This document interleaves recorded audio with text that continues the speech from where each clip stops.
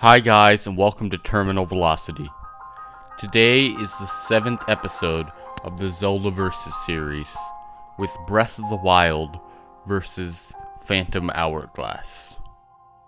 The first category we have is creativity. While Phantom Hourglass is a fairly creative game and adds a bunch of new elements with the stylus, Breath of the Wild completely changed the way the Zelda algorithm works, so it's definitely going to get the point in this category. The next category we have is combat. And once again, while Phantom Hourglass does have very interesting and new combat, Breath of the Wild's combat is very different and new, with all the new weapons, different runes, and different ways of fighting. The flurry rush, bows and arrows, different types of weapons. It definitely gets a point in this category as well. The next category we have is exploration. And once again, while the exploration in Phantom Hourglass is new and very cutting edge for DS technology, it's still not nearly as good as the completely open world Breath of the Wild, with the massive map and new ways to interact with it. So Breath of the Wild definitely gets the point in this category as well. The next category we have is items. And while Breath of the Wild does have a variety of weapons, it doesn't really have any real different items. Phantom Hourglass, on the other hand, has more classic Zelda items such as the boomerang, and a couple other things. It's a lot more variety and different stuff than Breath of the Wild, which means that it gets the point in this category. The next category we have is enemies.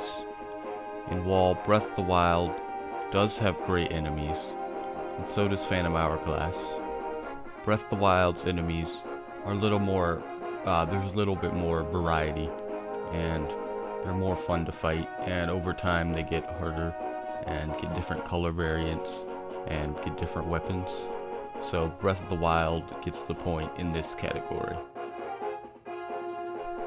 The next category we have is dungeons. And while Phantom Hourglass isn't known for having the best dungeons, and you have to repeat one of them a couple times, it is a lot better than not having any real dungeons, which is what Breath of the Wild falls into. So Phantom Hourglass definitely gets the point in this category, as it actually has dungeons. The next category we have is characters.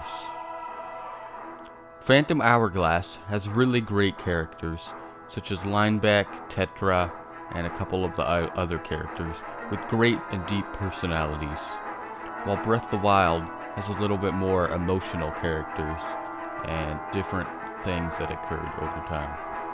However, I think it's very close, but Phantom Hourglass's characters are a little more fleshed out, so I think the point goes to Phantom Hourglass. The next category we're going to be talking about is story. While Phantom Hourglass does have a pretty good story, not really better than any of the other ones, Breath of the Wild has a very interesting and unique story, which is why I think it gets the point in this category.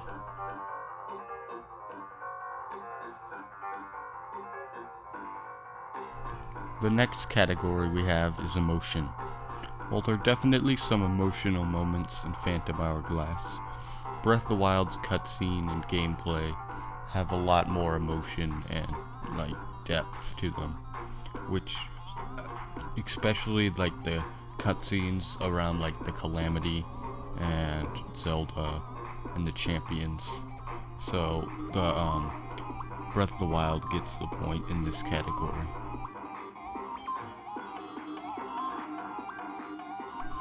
The next category is progression.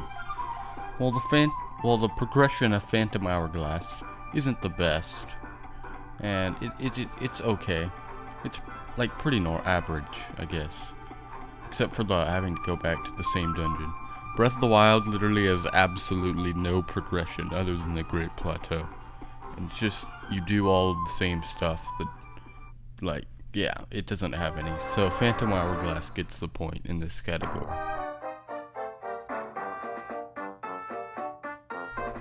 The next category we have is side content. While there is some side content in Phantom Hourglass, there's much more in Breath of the Wild, which has almost about 300 different side quests. There's a lot of different, really great side quests. And while there are a couple that are just random and unnecessary, most of them are really good. So Breath of the Wild gets the point in this category.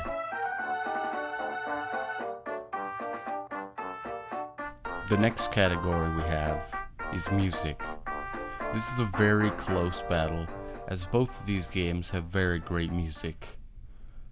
While Phantom Hourglass has great themes such as Linebeck's theme and the Phantom Ship theme, Breath of the Wild just has more variety and a lot more songs and more orchestrated, so Breath of the Wild gets the point in this category as well.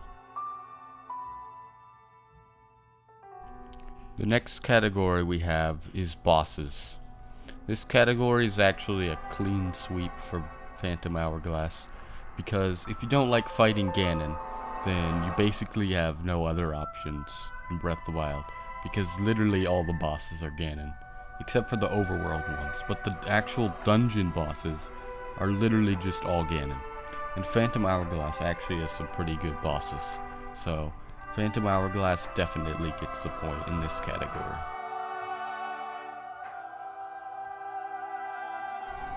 The next category we have is art style. While Breath of the Wild has a great art style as a mix of Twilight Princess and Skyward Sword, Phantom Hourglass is a very interesting art style. It's based off of the Wind Waker, and it's very good looking for the DS game. So I think that even though Breath of the Wild is better, Phantom Hourglass is probably better for its console. So it's gonna get the point in this category.